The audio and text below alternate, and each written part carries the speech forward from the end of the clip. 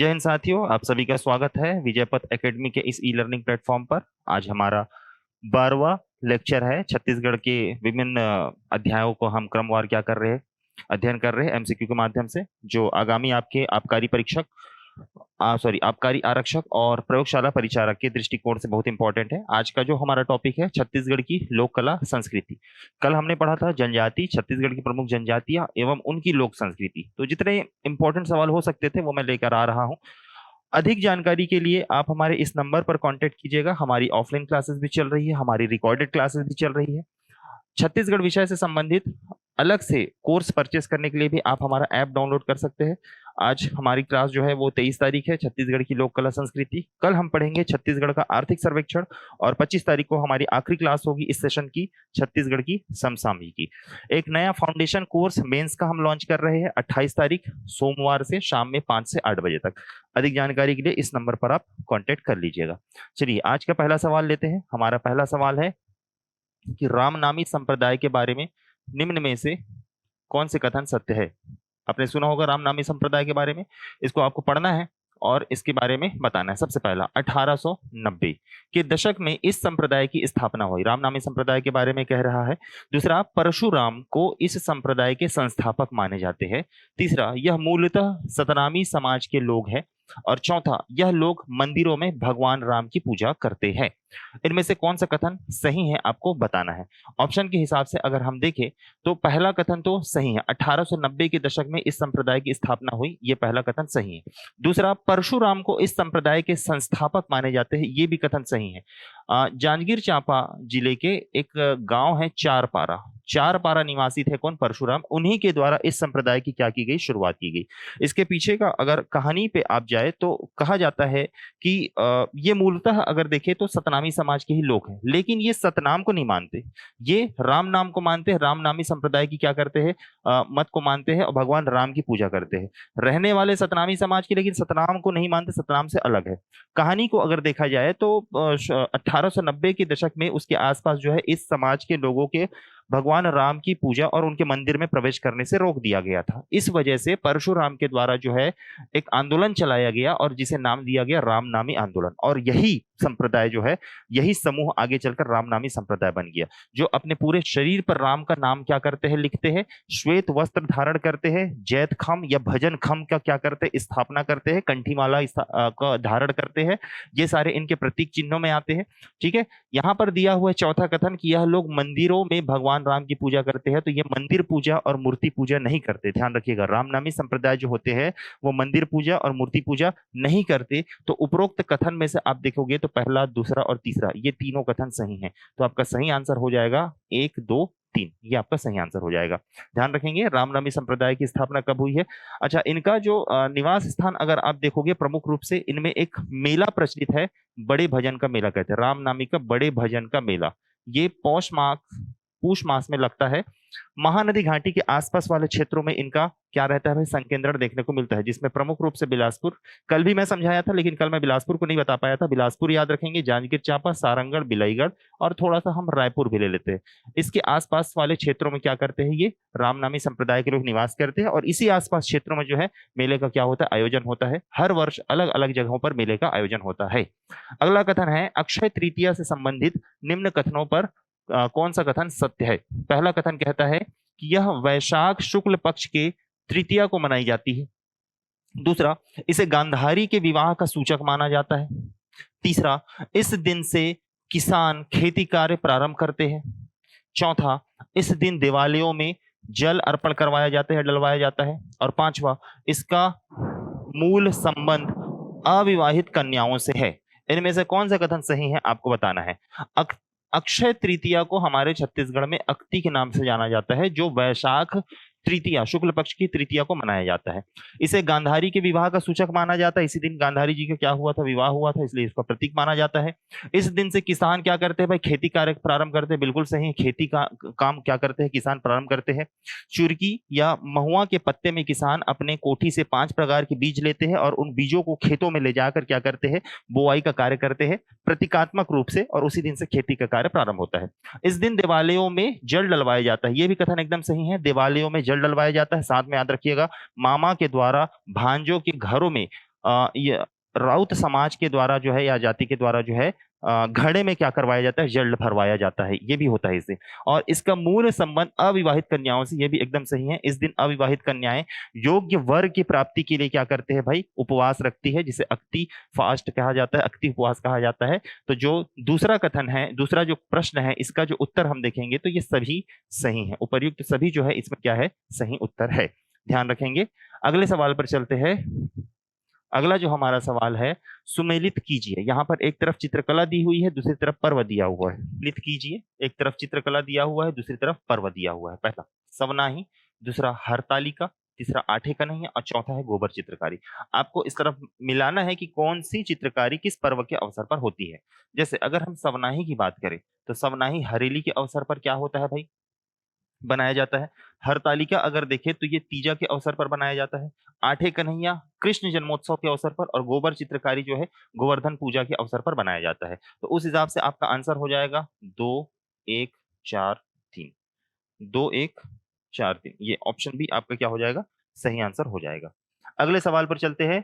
अगला सवाल है हमारा लोरिक चंदा लोक नाट्य के बारे में। लोरिक चंदा लोक नाट्य के बारे में कौन सा कथन सत्य नहीं है, ये बताना है आपको। पहला, यह पुरुष प्रधान होता है। दूसरा, इसमें 10 से 12 कलाकार होते हैं। तीसरा, यह राज्य में प्रेम गीत, प्रेम गाथा व प्रेम साहित्य के रूप में विद्यमान है।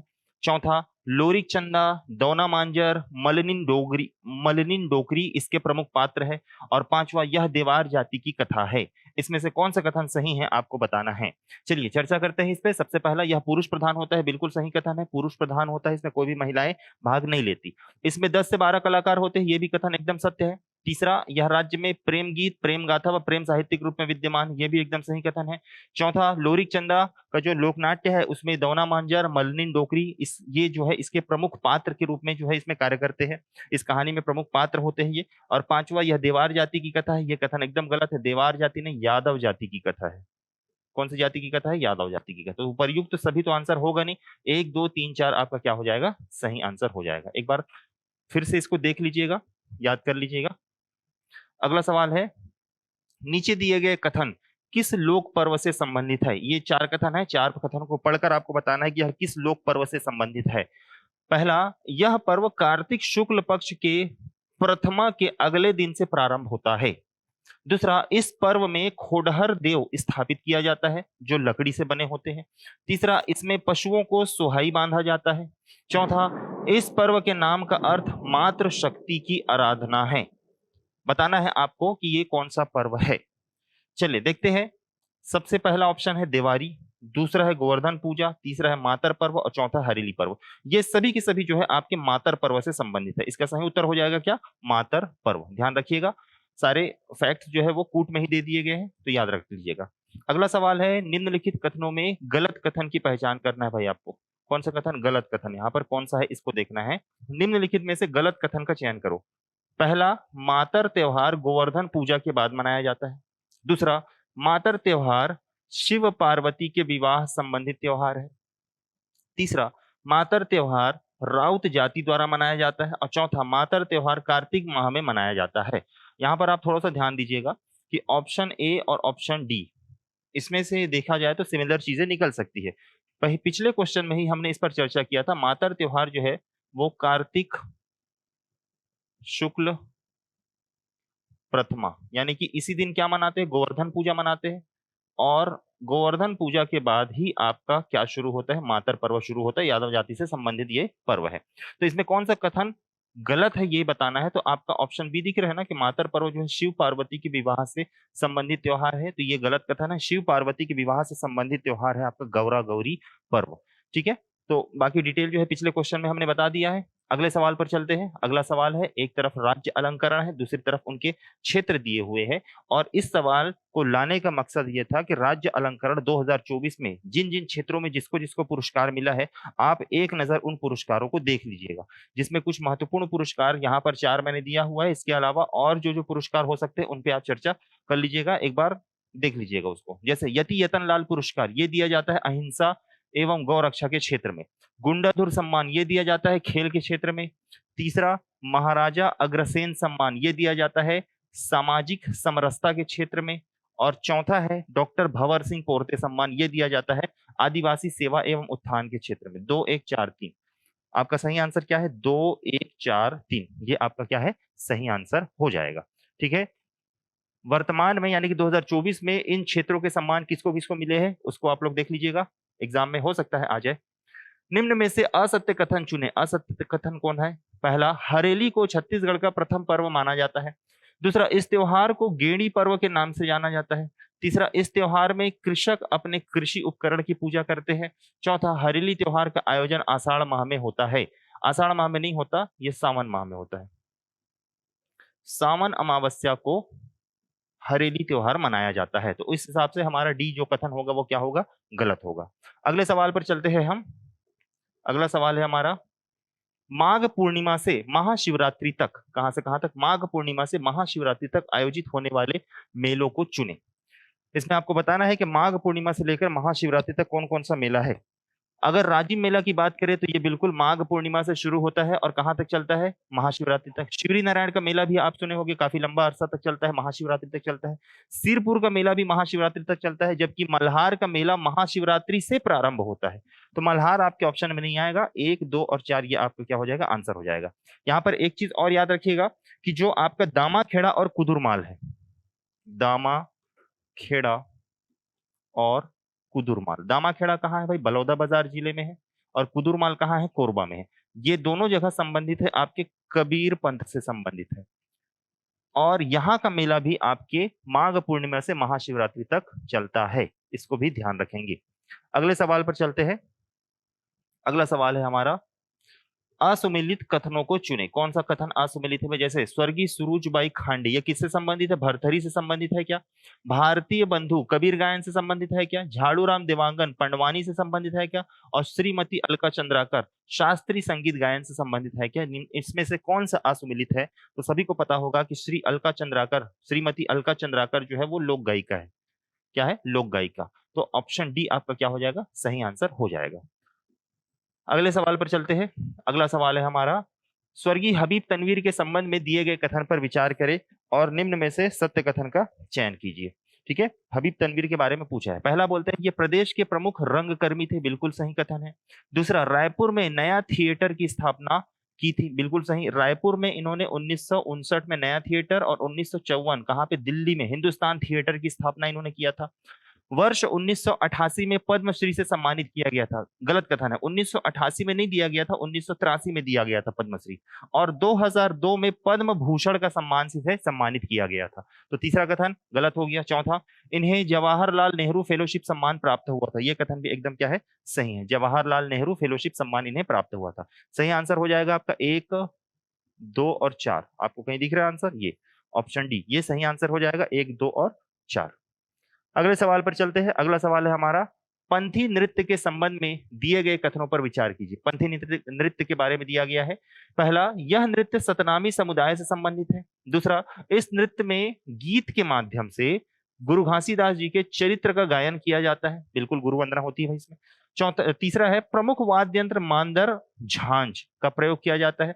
और चौथा, यह मंद गति का नृत्य है जिसमें नर्तक जैत खम के चारों ओर चक्कर लगाकर कलाबाजी करते हैं। इनमें से कौन सा कथन सही है आपको बताना है। पहला कथन जो है वो बिल्कुल सही है भाई, सतनामी समाज से संबंधित ये है। इस नृत्य में गीत के माध्यम से गुरु घासीदास जी के चरित्र का गायन किए जाते, ये भी कथन सही है। प्रमुख वाद्य यंत्र भी सही है। चौथा याद रखिएगा, ये मंद गति का नृत्य नहीं है, ये तीव्र गति का या द्रुत गति का नृत्य है। प्रारंभ में मंद गति से शुरू होता है लेकिन अंत में क्या हो जाता है? तीव्र गति से नृत्य करते हुए जो नर्तक होते हैं वो लगातार क्या करते हैं? कलाबाजी दिखाते हैं और इस नृत्य में पिरामिड का निर्माण भी करते हैं। तो चौथा कथन क्या हो गया? गलत है। 1 2 और 3 आपका क्या हो जाएगा? सही आंसर हो जाएगा। अगले सवाल पर चलते हैं। अगला सवाल है, कबीर पंथ के संबंधित सत्य कथन पर विचार कर सही उत्तर का चुनाव करें। पहला, कबीर पंथ की छत्तीसगढ़ शाखा के प्रवर्तक धर्मदास जी माने जाते हैं। छत्तीसगढ़ में अगर आप देखोगे तो किताबों में तो यही मिलता है, लेकिन पीएससी ने एक बार छत्तीसगढ़ में चूड़ा मणि साहब को क्या किया है? कबीर पंथ का संस्थापक माना है। लेकिन वास्तव में किसको, कौन है यहाँ का प्रथम संस्थापक या प्रवर्तक कौन है? धर्मदास जी माने जाते हैं। पहला कथन बिल्कुल सही है। दूसरा, छत्तीसगढ़ राज्य में कबीर पंथ की प्रथम गद्दी कबीर धाम में स्थापित हुई, ये कथन भी सही है। इसी के नाम पर उस क्षेत्र का नाम क्या पड़ा? कबीर धाम पड़ा। तीसरा है उग्र नाम साहब, जो कि कबीर पंथ के 12वें आचार्य थे। उन्होंने दामाखेड़ा में कबीर पंथ की गद्दी स्थापित की। वर्ष 1903 में दामाखेड़ा में कबीर पंथ की गद्दी स्थापित हुई। उग्रनाम साहब जी की समाधि मंदिर है वहां पर, जो कि कौन से नंबर के आचार्य थे? 12वें नंबर के आचार्य थे। 13वां सवाल है कबीर पंथ के संबंधित सत्य कथन पर विचार कर सही उत्तर का चुनाव करें। पहला कहा है कि कबीर पंथ की छत्तीसगढ़ शाखा के प्रवर्तक धर्मदास जी माने जाते हैं। बिल्कुल सही कथन है पहला। छत्तीसगढ़ में कबीर पंथ की स्थापना धर्मदास जी ने किया। हालांकि पीएससी ने एक बार 2019 या 18 का जो प्री था उसमें चूड़ामणि साहब को छत्तीसगढ़ में कबीर पंथ के संस्थापक आंसर लिया हुआ है, लेकिन वास्तव में किताबों में आप पढ़ेंगे तो आपको धर्मदास जी के नाम ही देखने को मिलता है। दूसरा, छत्तीसगढ़ राज्य में कबीर पंथ की प्रथम गद्दी कबीर धाम में स्थापित हुई है। ये भी बिल्कुल सही। जब धर्मदास जी आए थे तो यहाँ पर उन्होंने क्या किया था? स्थापना इसका किया था।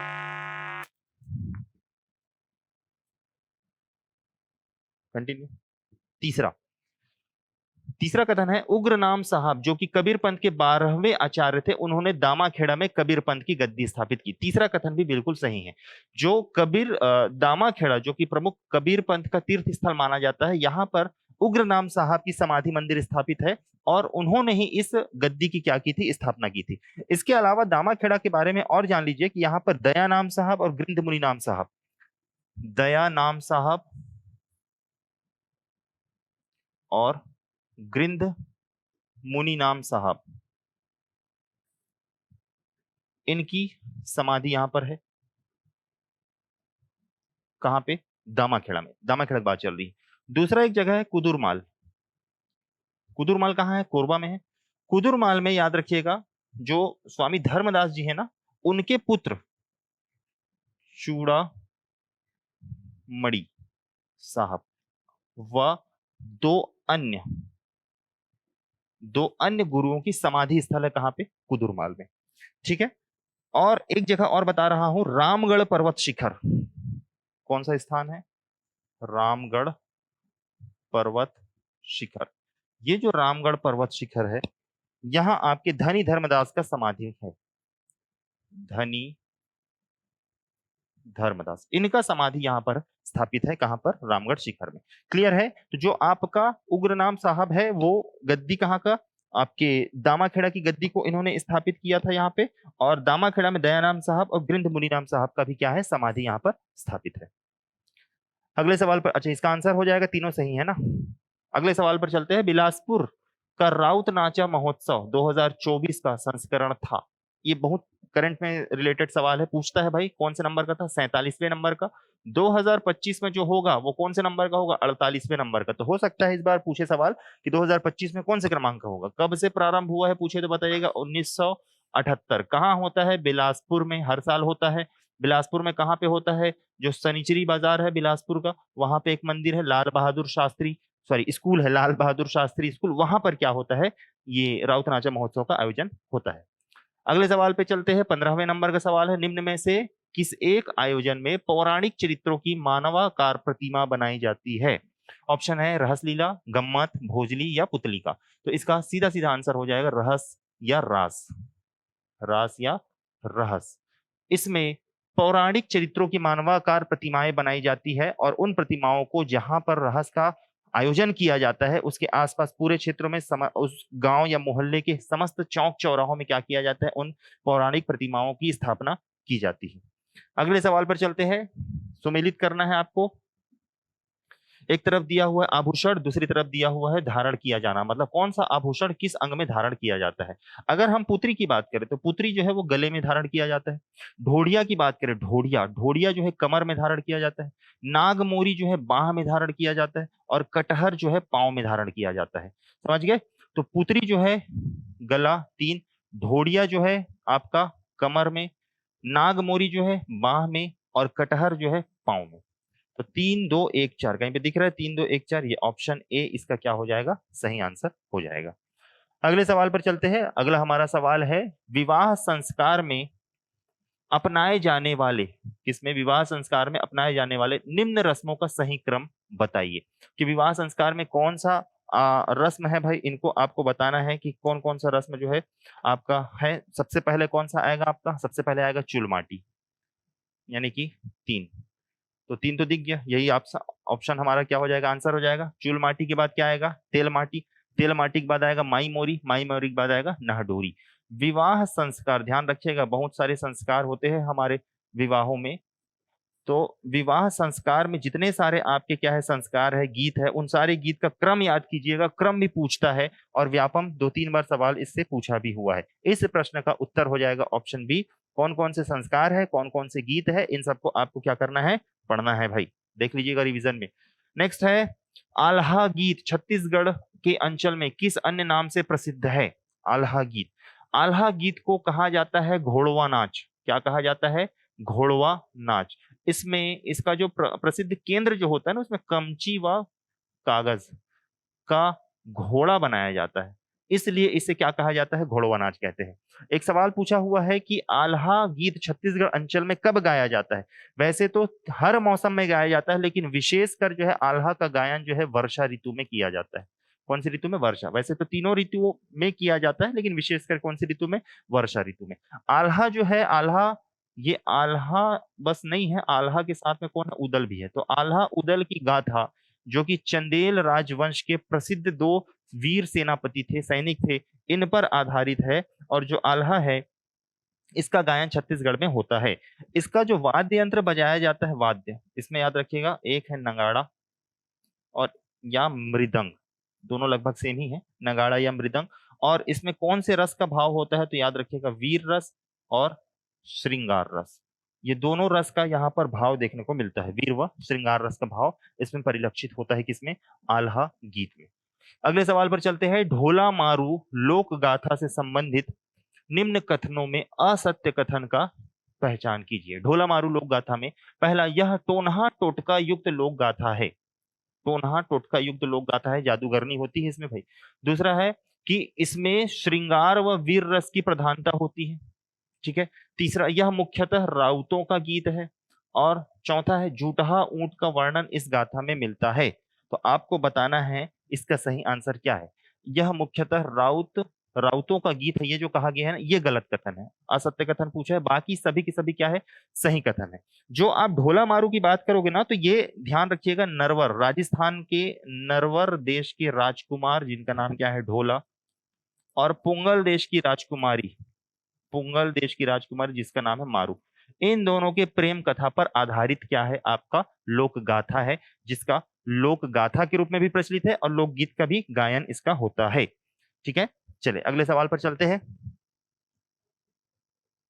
अगला सवाल है, हलषष्ठी के अवसर पर महिलाओं द्वारा प्रयुक्त किए जाने वाला दातून किस वृक्ष का होता है। आप सभी को पता होगा हलषष्ठी का आयोजन या हलषष्ठी पर्व कब मनाया जाता है, ठीक है। इसके अलावा आपको यह भी पता होगा कि हलषष्ठी को खमर छठ भी कहते हैं। माताएं जो होती है, संतानवती माताएं जो होती है ना, वो अपने पुत्र की लंबी आयु के लिए व्रत रखती है। तो इसमें कौन कौन सा चीजें आएगी भाई, बबूल, नीम, साल, महुआ, किसका, कौन से वृक्ष का दातून किया जाता है, तो इसका उत्तर होगा महुआ, महुआ का दातून किया जाता है, ठीक।